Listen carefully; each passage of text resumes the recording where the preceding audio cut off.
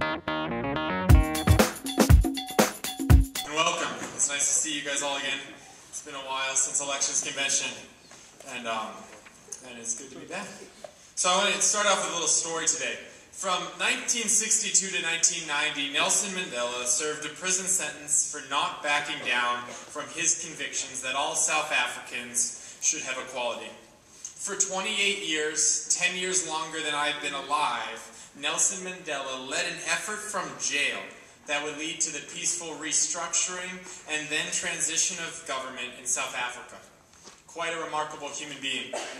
In 1994, he gave his inaugural address after being elected president of South Africa in the first election in South Africa where everyone could vote. And Marianne Williamson was so inspired by this speech, she wrote this poem, and I'd like to read you two sections. The first, our deepest fear is not that we are inadequate. Our deepest fear is that we are powerful beyond measure. It is in our light, not our darkness, that frightens us most.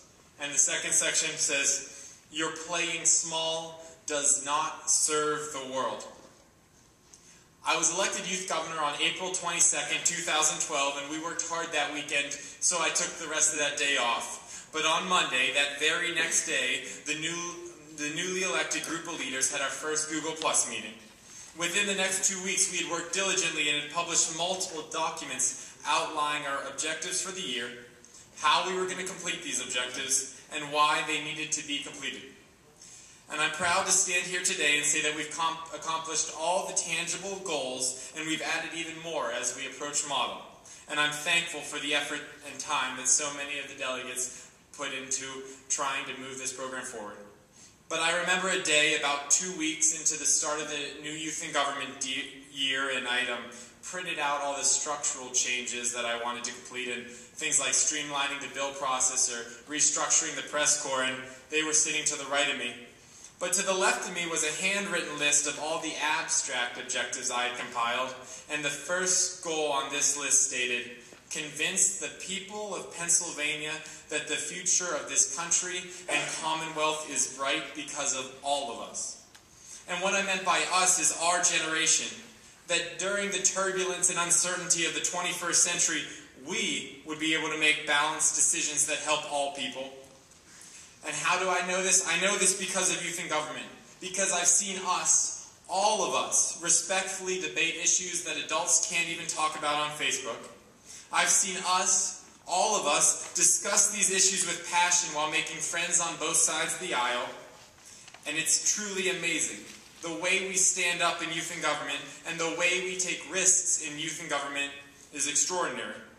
And as youth governor, I've gotten a great opportunity to travel around this state, and every day I tried to convince at least one person that the future was bright because of our generation.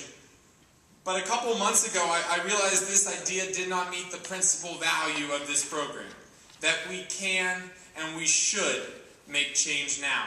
Let me clarify.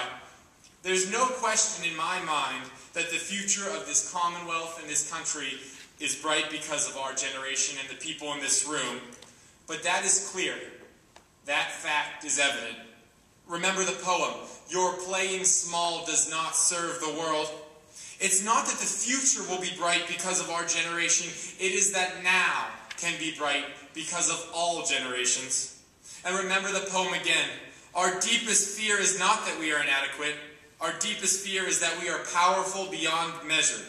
I am afraid that too often youth back down from changing the world because we are afraid of being great.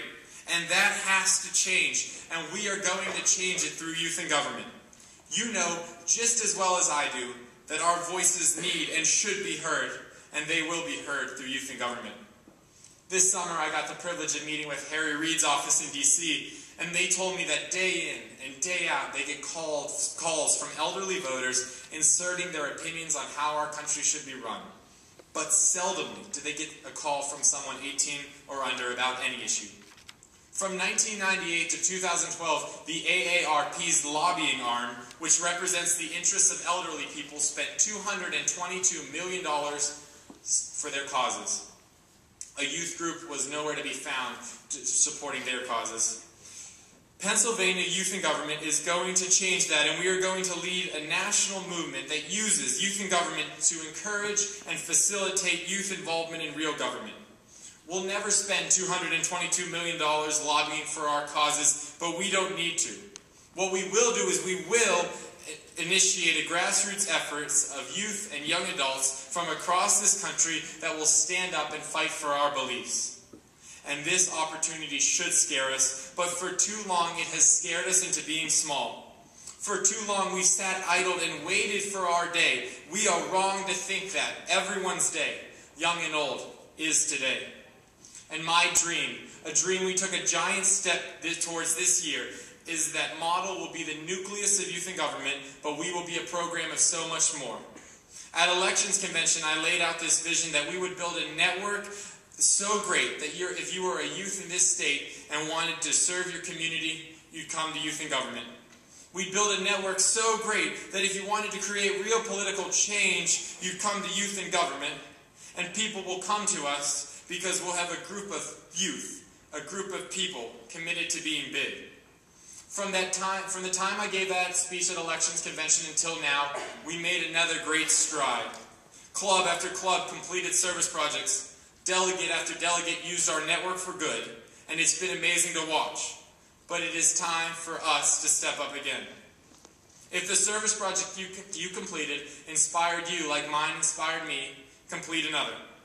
If an issue hits your heart, call your representative and express your opinion, then reach out to the Youth in Government Network and see if that issue strikes someone else. I guarantee that someone will stand with you. And if each person reaches out one more time and this process repeats and repeats, you will have created a band of youth dedicated to something bigger than ourselves. And that leads me to the biggest goal of the year. At Model, we will pass one bill that we can all stand behind and then use the Youth in Government Network to initiate an effort that gets this bill drafted, passed, and signed into law. The leadership you elected last year has created a program that has the potential to be big. But if we are going to be big, if we are going to serve the world, it's up to us, all of us.